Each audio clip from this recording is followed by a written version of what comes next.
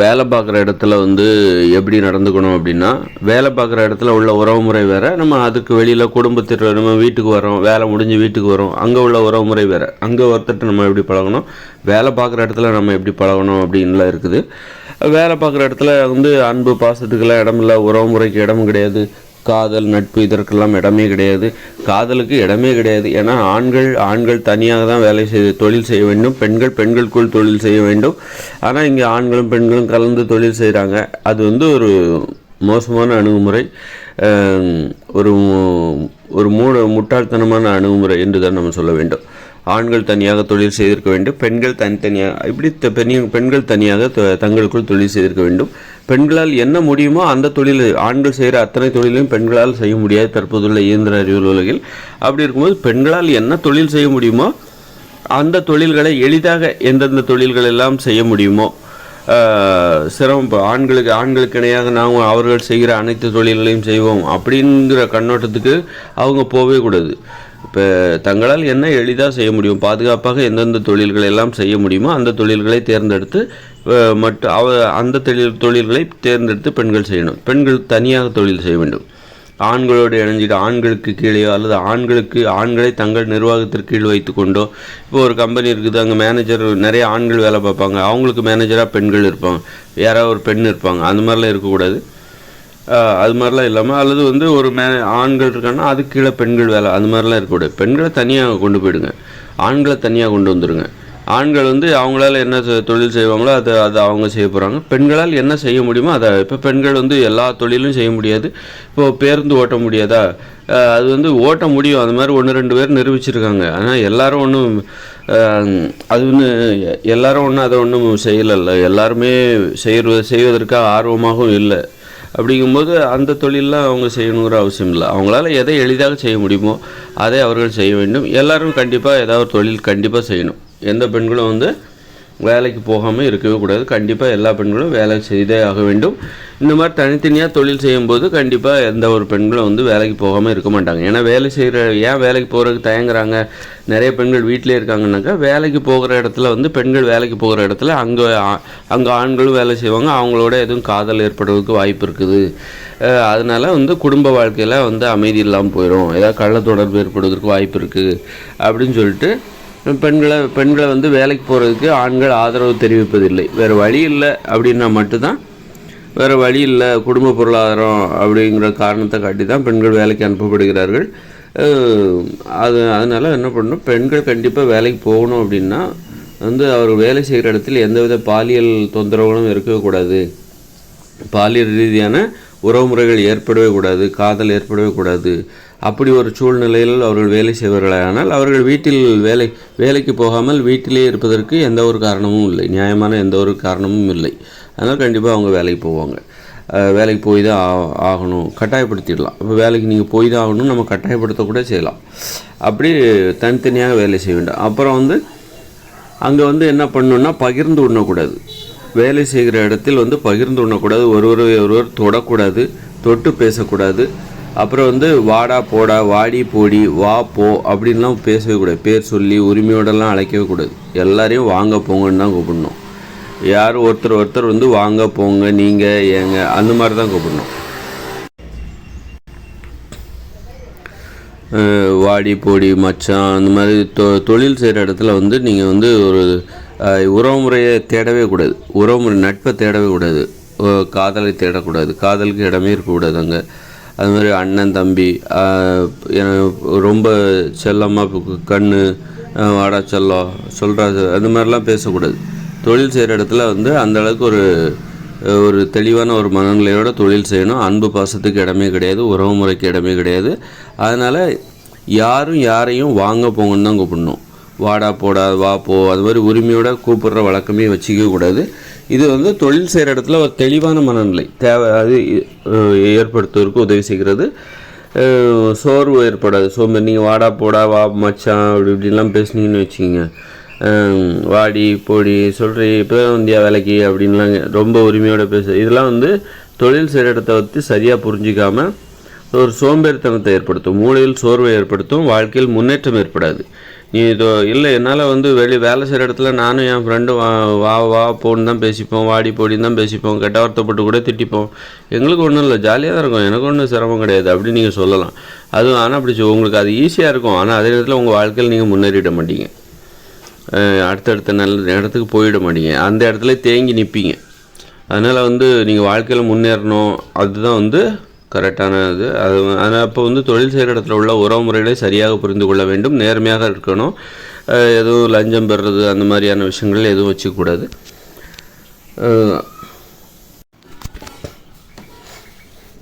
அப்புறம் பகிர்ந்து உண்ணக்கூடாது அப்படின்னா எப்படி? எல்லோரும் சாப்பாடு எடுத்துகிட்டு வருவாங்க, அப்போ வேலை செய்கிற இடத்துல நீங்கள் சாப்பாடு கொடுத்துட்டா பகிர்ந்து உண்ண வேண்டிய அவசியமே இல்லை. வேலை செய்கிற இடத்துல நிறைய சாப்பாடே கொடுக்குறதில்ல. நிறைய தொழிலாளர் பார்த்தீங்கன்னாக்கா பெரிய பெரிய நிறுவனங்கள், ஒரு பெரிய ஜவுளி கடை இருக்கணும், அங்கே வேலை பார்ப்பாங்க. அவங்களுக்குலாம் வந்து சாப்பாடு கொடுக்க மாட்டாங்க. ஒரு 20 ரூபா தான் ஒரு சாப்பாடு.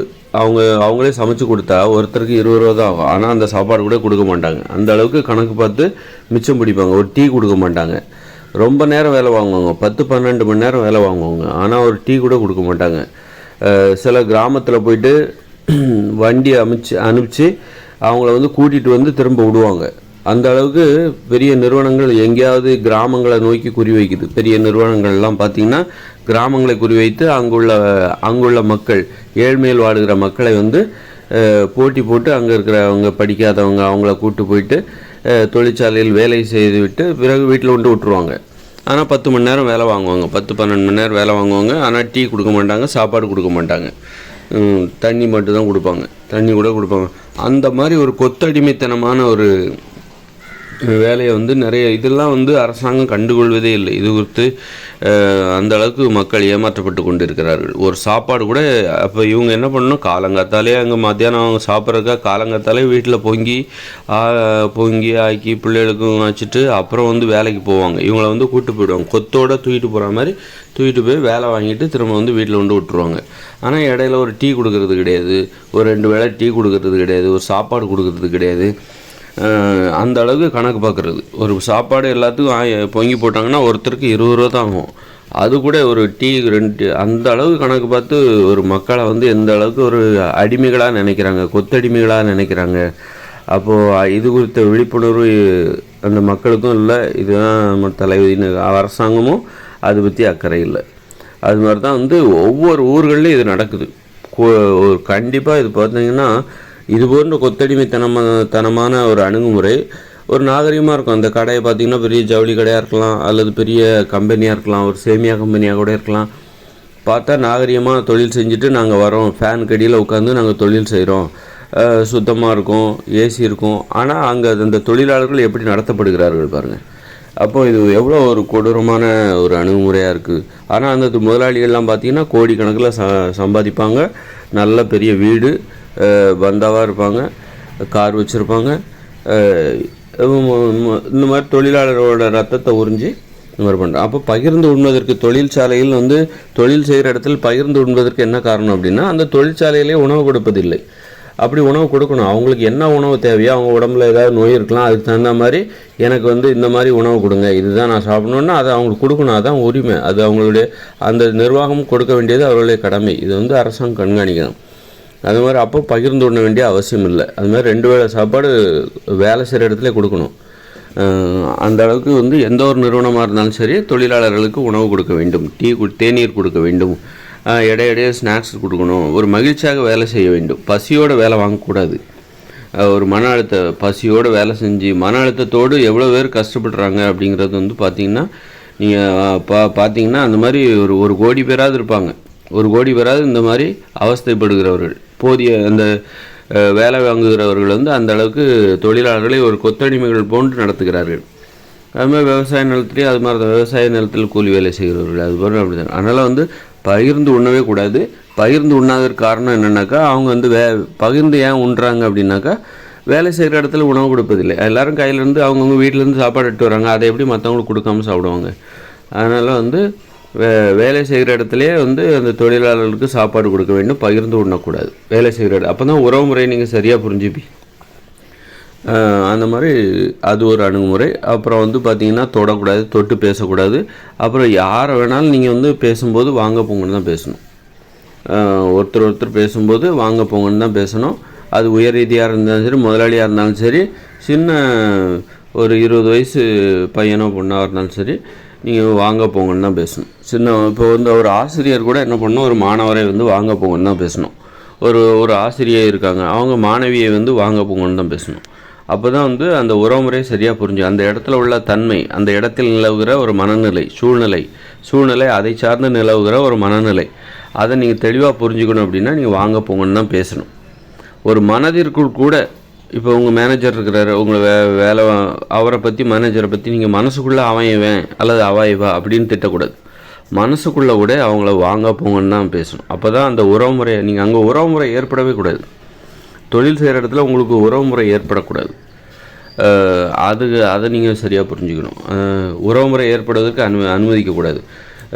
ஒரு நட்பு அந்த மாதிரி ஏற்படுவதற்கு அதை எதிர்பார்க்கவும் கூடாது. அதற்கு வெளியில் தான் வேலை செய்ய இடத்த விட்டுட்டு நீங்கள் வெளியில் வர்றீங்க, அங்கே தான் உங்களுக்கு உறவுமுறை தேட வேண்டும், நட்பை தேட வேண்டும். வேலை முடிஞ்சு நீங்கள் வீட்டுக்கு வர்றீங்க, அதன் பிறகு தான் அந்த ஒரு தொழில் மனநிலை இல்லாமல் பேசுகின்ற ஒரு சூழலில் நீங்கள் நட்பை தேட வேண்டும். சகோதரர்கள், நட்பு, உறவுமுறை எல்லாத்தையும் கொண்டாடணும். அன்பு பாசத்தை வெளிப்படுத்த வேண்டும். அன்பு பாசத்தை எங்கே தேடணும், எங்கே தேடக்கூடாது என்பதை தெளிவாக புரிந்து கொள்ள வேண்டும். அப்போ நீங்கள் வேலை செய்கிற இடத்துல மனசுக்குள்ளே கூட சக தொழிலாளர்களை அல்லது உங்கள் மேலதிகாரியை நீங்கள் மனசுக்குள்ளே கூட வாடா போடா அல்லது வாடி போடின்னு பேசக்கூடாது. மனசுக்குள்ளே கூட வாங்க போங்க அப்படி தான் சிந்திக்கணும், அப்படி தான் யோசிக்கணும். அவரை பற்றி மற்றவங்ககிட்ட பேசும்போது வாங்க போங்க, அப்போ தான் அந்த உறவுமுறை ஏற்படாது. வாங்க போங்கிறது என்னென்னாக்கா விலகிறது, விடுபட்டு நின்று பேசுவது. வாப்போங்கிறது உரிமை, அது ஒரு கோபம் சார்ந்தது. வாப்போ வாடா போடாங்கிறது ஒரு கோபம் சார்ந்தது, அது ஒரு உரிமை சார்ந்தது, அது உறவு சார்ந்தது. ஒரு உறவு அது ஒரு வலிமையானது. வாப்போன்னு சொல்லும்போது நமக்கு உறவுமுறை உரிமை அதிகரிப்பதாக உணர்வோம். வாடி போடி வாப்போ அப்படி ஒரு பெண் தனது தோழியை வாடி போடிங்கிறான்னா அது உறவுமுறை சார்ந்தது, உரிமை அதிகமாக இருப்பதாக அவர் உணர்கிறார். அதனால தான் வாடி போடிங்கிறார். அன்பு அதிகரிக்கும் போது தான் அன்பு அதிகரிக்கிறது. அன்பு பாசம் அதுதான் அதோட கொஞ்சம் அதிகமான அன்பு, அதுதான் வாடி போடி வாடா போடா என்பதற்கு என்று கூறுவதற்கு. அந்த இது நம்ம வேலை செய்கிற இடத்துல கூடவே கூடாது. அதனால் வேலை செய்கிற இடத்துல நம்ம எல்லோரும் தனித்து தான் இயங்க வேண்டும். உறவுமுறை என்கிற பார்வையே இருக்கக்கூடாது. எல்லோரும் தனித்து இயங்க வேண்டும். அங்கே உறவுமுறை ஏற்பட்டு விடக்கூடாது. அதுதான் நீங்கள் தொழில் செய்கிற இடத்தில் சரியாக வேலை செய்வதற்கு உங்களுக்கு மிகவும் உதவி செய்யும். அதனால் மனசுக்குள்ளே கூட உங்கள் சக பணியாளராக இருக்கலாம், சக தொழிலாளர்களாக இருக்கலாம், உங்கள் உயர் அதிகாரியாக இருக்கலாம், உங்களுக்கு கீழே வேலை செய்கிறவங்களாக இருக்கலாம். ஒரு மேனேஜர் தனக்கு கீழே வேலை செய்கிறவங்கள கூட மனசுக்குள்ளே கூட வாடா போடா அவன் அந்த மாதிரி யோசிக்கக்கூடாது. அவங்க இவங்கன்னு தான் யோசிக்கணும். அந்த மாதிரி மனசுக்குள்ளே கூட அதன் மூலம் என்னென்னாக்கா உறவு இங்கே இவ்வளோ தான். அந்த சூழ்நிலையை நீங்கள் தெளிவாக புரிந்து கொண்டு வாழ்க்கையில் முன்னேறுவதற்கு அது மிகவும் உதவியாக இருக்கும். அதுக்கு இல்லாமல் மனசுக்குள்ளே தானே அப்படின்னு சொல்லிட்டு உங்களுக்கு கீழே வேலை செய்கிறவங்கள பற்றி கெட்ட வார்த்தை கொடுத்துட்டுறது அல்லது வாடா போடான்னு பேசுகிறது அப்படின்லாம் பேசுகிறது, அல்லது உங்கள் மேலதிகாரியை மனசுக்குள்ளே வாடா போடா வாடி போடி கெட்ட வார்த்தை போட்டு திட்டுறது, இந்த மாதிரிலாம் திட்டினீங்கனாக்கா அது குழப்பமான ஒரு மனநிலை தான் ஏற்படுத்தும். உங்கள் வாழ்க்கை முன்னேறுவதற்கு உதவாது. நீங்கள் சோம்பேறி ஆயிடுவீங்க. வேலை செய்கிற இடத்துல நீங்கள் ஒரு சோம்பேறியாக உங்களை உணர்வதற்கு அது வழிவகுக்கும். உங்களால் வாழ்க்கையில் முன்னேறுவது மிகவும் சிரமமாக இருக்கும். அதனால் உறவுமுறை உறவுமுறைக்கு இடமே கிடையாது தொழில் செய்கிற இடத்துல. அது மாதிரி இது போன்று உரிமையோடு கூப்பிடுகிற, உரிமையோடு அழைக்கின்ற அந்த வார்த்தைகளுக்கு வாடா போடா வாப்போ வாடி போடி இந்த மாதிரி சிந்தனை மனசுக்குள்ளே கூட வரக்கூடாது. வேலை செய்கிற இடத்தில் சக பணியாளர்களை, சக தொழிலாளர்களை மனசுக்குள்ளே கூட வாடி போடி வாப்போ வாடா போடா இந்த மாதிரி உரிமையோடு யோசிக்கின்ற சிந்திக்கின்ற அந்த இது இருக்கவே கூடாது. அப்போ தான் நீங்கள் இந்த வேலை செய்கிற இடத்துல அப்போது வேலை செய்கிற இடத்துல ரொம்ப மற்றவங்க டிஸ்டர்ப் பண்ணுவாங்க. ஒரு தொழில் செய்கிற இடத்துல ஒரு அரசியல் இருக்கும். ஒருத்தரை பற்றி இன்னொருத்தட்ட போட்டு கொடுக்குறது, அப்புறம் சண்டை வரும், தேவையில்லாமல் சண்டைகள் வரும். இந்த மாதிரியான இடையூறுகள்லாம் இருக்குல்ல, இதனால தான் மனசுக்குள்ளே கெட்ட வார்த்தை போடுறது அவங்கள பற்றி. அப்போ நம்ம கட்டுப்பாட்டை இழந்துட்டு யாருக்கிட்ட நம்ம சண்டை வருதோ அவங்கள பற்றி நம்ம மனசுக்குள்ளே அவன் இவன் அப்படின்னு சொல்லிட்டு நம்ம கெட்ட வார்த்தை போட்டு சிந்திக்க வேண்டிய நிலைமை ஏற்படும். அப்போ நம்ம அந்த இடத்துல நம்ம எப்படி நடந்துக்கிறது அப்படின்னா, ஏன்னா இடையூறுகள் செய்யும்போது வேலை செய்கிற இடத்தில் இடையூறு இல்லாமல் வேலை செய்ய வேண்டும். அதற்கு தான் நான் அந்த விதிமுறை சொல்கிறேன். வேலை செய்கிற இடத்தில் பிறருக்கு இடையூறு இல்லாமல் வேலை செய்ய வேண்டும். அதற்குத்தான் நீ பகிர்ந்து உண்ணாத, அப்புறம் மற்றவங்கள தொட்டு பேசாத, அப்புறம் மனசுக்குள்ளே யாரை கூப்பிட்டாலும் வாங்க போங்கன்னு பேசு, மனசுக்குள்ளே கூட வாங்க போ. அப்போ தான் பிறருக்கு இடையூறு இல்லாமல் வேலை செய்ய முடியும். அது எல்லாமே இல்லாமல் சும்மா வேலை செய்கிற இடத்துல வா போங்கிறது, வாடா போடாங்கிறது, அண்ணே சொல்லுங்கண்ணேங்கிறது, அக்கா சொல்லுங்கக்கா, அம்மா சொல்லுங்கள், இந்த மாதிரி பேசுகிறது, சொல்லு செல்லம் அப்படின்லாம் பேசுகிறது. இந்த மாதிரி பேசும்போது அது என்னவா மாறும்னா பிறருக்கு இடையூறு செய்கிற ஒரு நடைமுறைக்கு வழிவகுக்கும். வேலை செய்கிற இடத்தில் நீங்கள் பிறருக்கு இடையூறு செய்கிறவர்களாக மாறிவிடுவீர்கள். தொழில் செய்கிற இடத்தில் உறவுமுறைகளை அனுமதிப்பது என்பது பிறரது இடையூறுகளை அனுமதிப்பது. இந்த வா போங்கிறது, வாடா போ, இதெல்லாம் இடையூறுகள். உறவுமுறை அப்படிங்கிற முகமுடியை அணிந்து கொண்டு ஏற்படுகிற ஒரு இடையூறுகள். பிறருக்கு இடையூறு இல்லாமல் தொழில் செய்ய வேண்டும். அதுதான் தொழில் செய்கிற இடத்துல தெளிவான மனநிலையோடு குழப்பம் இல்லாமல் நாம் தொழில் செய்வதற்கு உதவி செய்யும். அதனால் வாடா போடா, வா போ, வாடி போடி, அப்படி மனசுக்குள்ளே கூட அந்த வாடா போடாலாம் இருக்கக்கூடாது, வா போன்லாம் இருக்கக்கூடாது. மனசுக்குள்ளே கூட நம்ம வாங்க போங்க அப்படி தான் யோசிக்கணும். அப்போ தான் பிறருக்கு இடையூறு இல்லாமல் நம்மளால் தொழில் செய்ய முடியும். அக்கா, அண்ணன், தம்பி இந்த மாதிரிலாம் பேசவே கூடாது.